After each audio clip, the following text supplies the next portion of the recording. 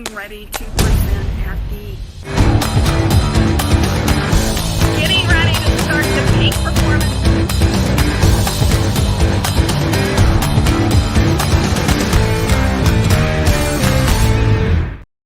Hello, everyone. This is the Savvy Sales Lady Live, and I'm your host and the Savvy Sales Lady, Christine Harrington. I have a real treat for you all today because I have some cool gentlemen with me named Jim Packard and George Campbell. So, Jim, I'm going to have you introduce George, and George, I'm going to have you introduce Jim. Go right ahead. Well, thank you, Cheryl. It's great being here as well. And let me tell you how I first met George. I was building a network marketing company. I got a call from my son, and he says, "Dad, I'm going to have a guest speaker come into our Saturday training. We'd love to have you and Mom come down and support us." So we drove down, sitting in the audience, and Jeff introduces George Campbell, America's worst motivational speaker. And I'm thinking, well, okay, this is different. Well, George began to speak, and I'm thinking, my God, this guy is really funny. I mean, he really is good. I said to Jeff, I said, where did you find this guy? And I found out George is one of his neighbors. But I'm sitting there, and I'm thinking, boy, this guy is good. He's sharp. I'd love to have him on my team. Well, little did I know that, first of all, George was a stand-up comic for 10 years with Jerry Seinfeld and that whole group of comics that kind of came up together. And then for over 20 years, he toured the country as Joe Malarkey, America's worst motivational speaker. And by the way, that speaking gig actually landed him into the Speakers Hall of Fame, which is less than 1.5% of all speakers. I later found out he'd been on 60 Minutes. He'd been on the Tell the Truth. He'd been on the cover of an LA Times, did a big article on him. And I'm sitting there going, don't I wish a guy like this was on my team? Well, little did I know, it's probably a good thing he wasn't on my team because it would have been very frustrating. And we can talk about that later. So that's George Campbell for you. Thank you, Jim. And I don't like to think of my time introducing Jim so much as an introduction, as more of a rebuttal. But let me just give you a tiny bit of backstory. After 25 plus years of doing the Joe Malarkey show, I kind of was ready for a reset. And I spent a year filling up notebooks, trying to what is it, if I could talk to people, still in an entertaining way, what would I want to talk to them about? And the question I finally came down to was this, and it has bedeviled me my entire life. And it is, how is it possible for smart, capable people to be completely aware of a few simple things that if they did them on a continuous basis, on a daily basis, would result in tremendous positive life changes. And yet for some reason, they can't bring themselves to follow through on that. And so as I began to research this and speak about it, I realized I was missing a component. Because I identified heavily with this group of people that are this kind of challenge. All the leaders, which breaks down on Pareto's 80-20 thing really solidly, all those 20% leaders, however, it was difficult for them to relate to me because they're like, I can't believe anybody thinks the way you do. And I'm like, yep, almost all of us.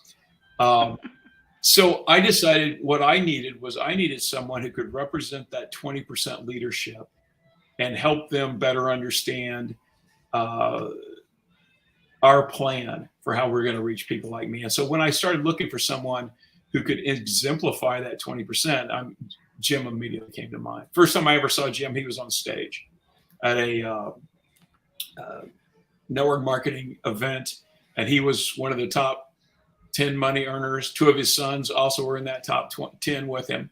And I was firmly seated in the back row just going, I don't know how to say I can't. I don't know what to do. And so I was very impressed with Jim then. And then we got to be friends after that event where I did for his son. And Jim is one of those guys who will always stay in contact. He's fantastic with that. And so when it came time for me to try and find somebody who could exemplify the consistency, lifelong consistency that leaders are going to relate to. Jim was my choice. Jim, when he was a paper boy in Miami, he was the best paper boy, and all the way up to taking a $500 investment and turning it into a $17 million a year traditional business. And he had a goal to retire by 50, and I think he made it by, 2 months, Jim, something like that? Yeah, actually 1 month. Yep, it's 1 month. So you're kind of pretty close. All right. Yes, I was. Yeah, well, that humanizes you to me. I only missed mine by 27 years. I'm still working on it.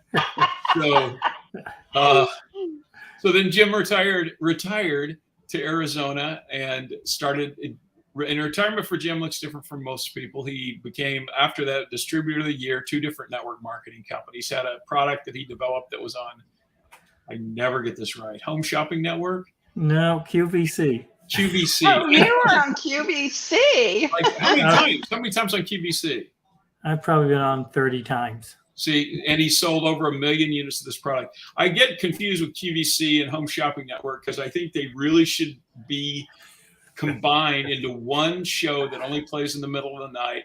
And the name of the network is "Here's Some Crap You Shouldn't Be Buying." So, but Jim was the living, breathing example of consistency. And I was the living, breathing example of someone who's struggled with consistency my entire life. And so that was when we brought the two of us together, and we had developed the consistency chain, which is nothing more than a strategy for people who are inconsistent to turn that around. And it's also a tool. Thank you very much. It's also a tool for leaders to be able to help those people, to be able to model that, and to be able to assist their consistency challenge team to better step into the life that they could if they would just do what the important things on a daily basis. So I want to make sure I understand this correctly. Jim is the 20%er. You're the 80%er, George? Oh, God, yes. Yeah. Okay. Yeah. So I relate to you guys in so many ways because as being a sales trainer and coach, I see these patterns of behavior, especially in the coaching side. And the thing that has always stuck out more than anything is consistency. Now, I am writing my own book, which tackles consistency on a different strategy. But I loved you all's strategy in the book because you made a really good point. And I want to show you this book again, everyone. You have to order it. It is so good, The Consistency Chain. And in the comment section, in the description section below, I'll just do it right now. There's the website right there where you can order the book. But you made a really good observation in the book, and that is Oprah Winfrey.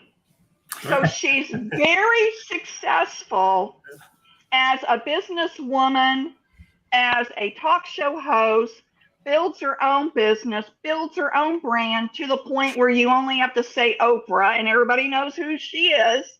Yet she cannot use those same principles to lose weight. Yeah. So go ahead, George. Well, and I mean, she represents almost everybody. Mm-hmm. Almost everybody has, no matter how hard charging a boss they are, they may have another part of their life where they're not in the kind of shape that they want to be. They don't have the kind of relationships they want to have. Almost everybody is a mixture of these two things. So it is not at all uncommon. And that's one of the things we challenge leaders with, is that as you're trying to help people that struggle with consistency, pick a part of your life that is a challenge for you, and follow our same process. And you're going to get 2 benefits from that. Number one, the benefit of incremental improvement in that area of your life, which has been resistant to change. And the second thing, maybe more important, is you're going to have more empathy. You're going to have a better understanding of what it is and how you can help your team overcome their resistance to be consistent. Jim, do you have anything to add to that? Yeah, when George was researching the book, I always wondered um, why I was like Oprah. I mean, I had business success, not at her level, obviously, but I always had trouble with my weight.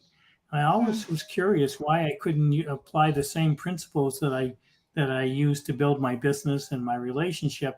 Why I couldn't use those same principles and tackle the weight loss problem. So it was I was fascinated by the research and Right. how we came up with a simple formula to overcome it. Quite frankly. Well, and Oh the book, yeah, your formula is so good. And in my coaching practice, when I first started, I started seeing these patterns of behavior, and then I realized I would go into sales teams, and of course, I had this experience too. I was in corporate insurance sales, so you could train the same people the same way. They have the same background, same opportunities, same education, Yeah. and given the same sales process, and the top performers, you would think they would all be top performers, but they're not. Yeah. It almost shakes out to where there's only 2% top performers, and then everything else underneath is either average or low performers. yeah. Every sales team exhibits the very same patterns of behavior. Well, and see, then the challenge is the sales executive is going to earn his position by being not just in the top 2%, but in the top 1% of that top 2%. And how well is he going to be able to relate to that? We break it out on 80-20. We're a little bit more generous, but how well is he going to be able to relate to that 80%? It's like the They reason. can't. They Yeah, get frustrated. it's the reason why great athletes rarely make great coaches, because the game comes to them so easily and so naturally that they have a tough time relating to the person that's just struggling to pick up the skills. And I was going to say, I remember when I was building a network marketing team, George, and I would I would treat everybody as a 20%er, quite frankly. Everybody that I would recruit, and I would say, just do what I did. Just do the things that I have done. I've got 10 things that if you do on a daily basis, you can't help but be successful. And then people would fail, and I would just chalk it up to they didn't have a big enough a big enough why. They didn't have the why that made them cry, or whatever. And that couldn't have been further for the truth. I was just trying to motivate them incorrectly. right. I mean, the reality is, and this is what we talk about in our book, there's brain science that backs this up. We have our brain, we think of our brain as one thing, and it's not. There are different lobes of our brain that have completely different functions.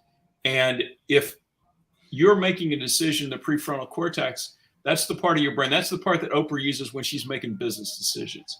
That's the part that can look at an action in the moment and project what repeated iterations of that action are going to result in. That's that.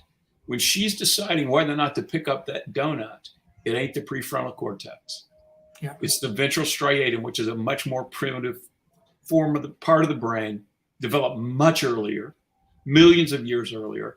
And the decision making there is on 3 criteria. Is it easy? Is it safe? Is it pleasurable?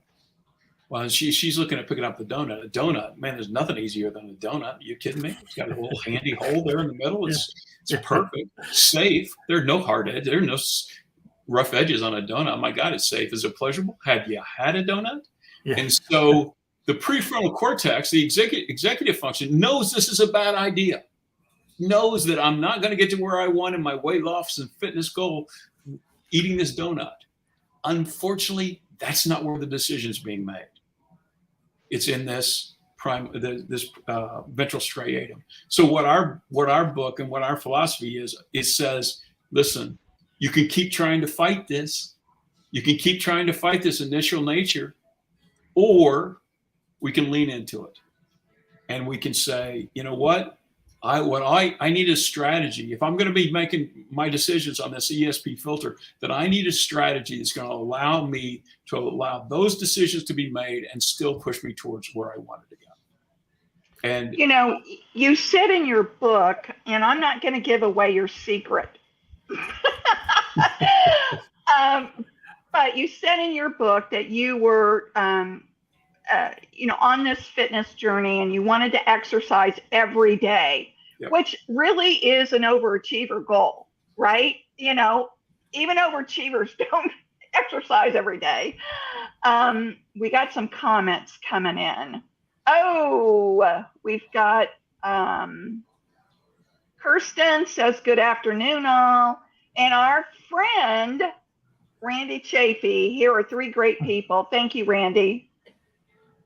Oh, and then someone else is saying, I don't know who this is, but when you ask a sales manager, does he have salesmen that are missing their numbers consistently? They say no.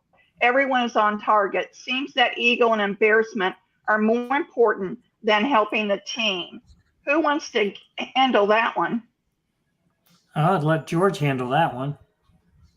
Because that is true. I so, do believe that is true. Mm-hmm. Yeah. I mean, ego and embarrassment, is he suggesting that that's on the sales manager's part or the? Yes. Mm-hmm. Oh, okay. Well, he said, but when you ask a sales manager, does he have salesmen that are missing their numbers? They consistently say no, everyone's on target. Well, I mean, that's kind of this, and that's what we talk about with leaders is until you reach a real understanding of how it is working with your team, denial's your only, is your only answer, because all we've done up to this point is to tell people do what I did, and then they don't do it, and then you're left with, I need to get these people need to go, and I need to replace them with people that are going to do it, and those people just fade away, George. They just go away, and you sit there and you wonder whatever happened to George. He was so sharp, he was so good. Whatever happened to him? He had all the potential in the world, but they just fade away. It's the and that's or people convince themselves. For example, cold calling. Salespeople hate to cold call. I'm just one of the rare ones that actually love it, because I hated it in the beginning until I learned how to do it correctly. And there's the key, learning to do it correctly. Yep. And you say to them, okay, don't do 50 cold calls in a day. Just do 5. 5's manageable, right? Oh yeah, I can do 5. Yeah. Never happens. Just do a couple. Yeah, and I can increase the intensity later. I just had a conversation with a PhD cognitive behavioral therapist who teaches at the Harvard Medical School. And I asked this question to her. I said, how do you help someone set, we call it a chain activity. How do you help them set a chain activity that they will actually do? And she says, this is what I do as a therapist. She says, I talk to them. I said, on a really good day, we'll use cold calls as an example. How many cold calls do you comfortably feel you could make? And they'll say 5. And she said that her understanding of this is they're always wanting to impress her. They're always wanting to inflate. And she goes, 5. You think you could do 5? They go, great. She goes, that's fantastic. Let's do 1. Because now what she's done is she's lowered the bar on the difficulty of this task, which is the first 3 things that we have to beat in this part of the brain. Is it easy? Is it safe? Is it pleasurable? We've now made it easy. And that's the first step in making this happen. Safe. Well, what could happen to me? It's 1 cold call. Safe. Pleasurable. Am I going to experience pleasure while I'm doing it? Maybe not. But what you are going to do is you're going to experience pleasure after you've done it. You're going to go, doggone it. I said I was going to do it, and I did it. And over time, reiterating this over time, that pleasure, we're going to be able to more and more front load that, so that as we go into this thing, even though it doesn't feel pleasurable, we know as soon as I'm done, I'm going to feel pleasure. It's like me working out. I don't feel pleasure during the workout, but I feel tremendous pleasure after the workout. So much so, over time, now the workout is pleasurable going into it because I know. Well, the other part of that, George, is that once they have done the 1 and they feel good about doing the 1, they may think to themselves, well, I can do another one. Yep. And then I can do another one. So that's the beauty of it. Yeah.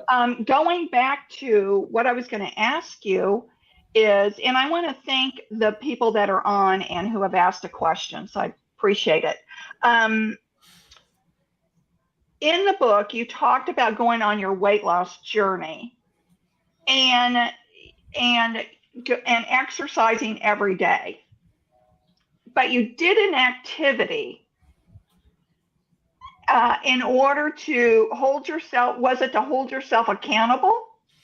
No. Okay. Okay. Or to recognize that you did it? Because I do the same thing, but I didn't relate it until I read your book on why that's important. Right.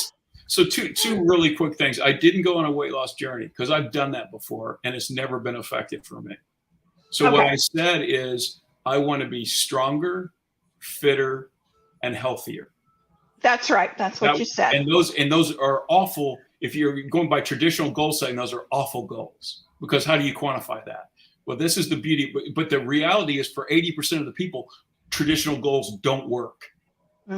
So let's just take that off the table. So I would go to the gym, I would come back, I could look at myself in the mirror and with complete integrity and honesty, I could say, you know what?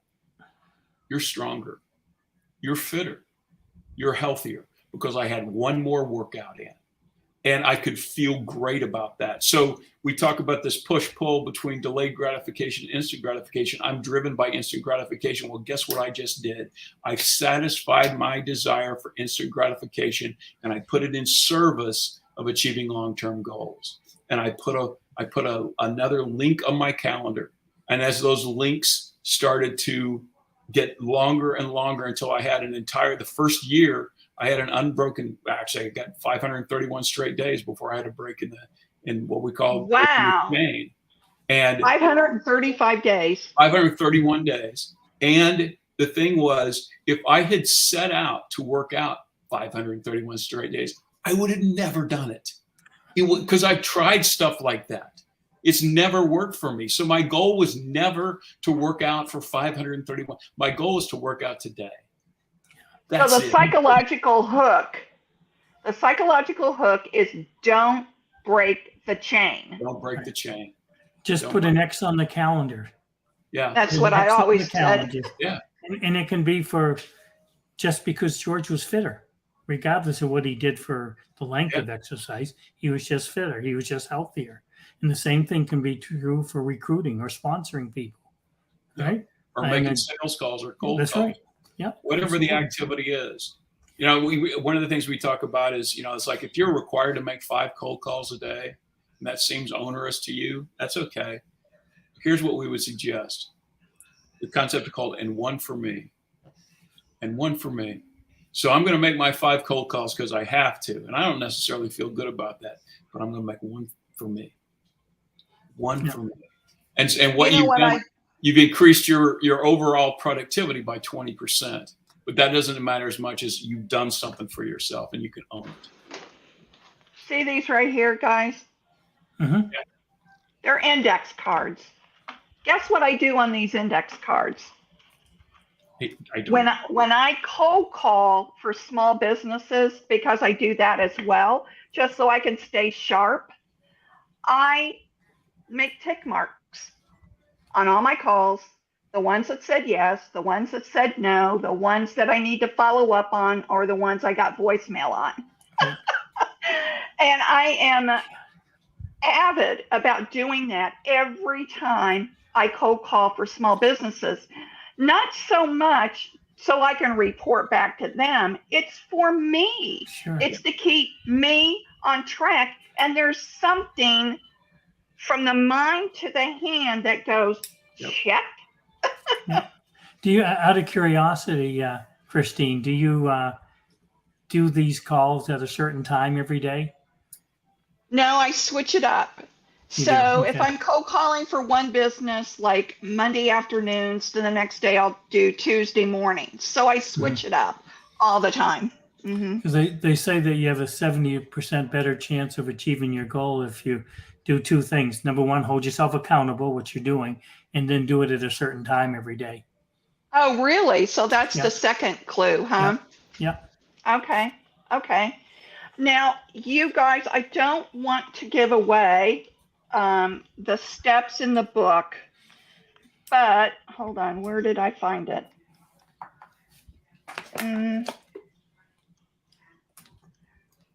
I forget which chapter it is.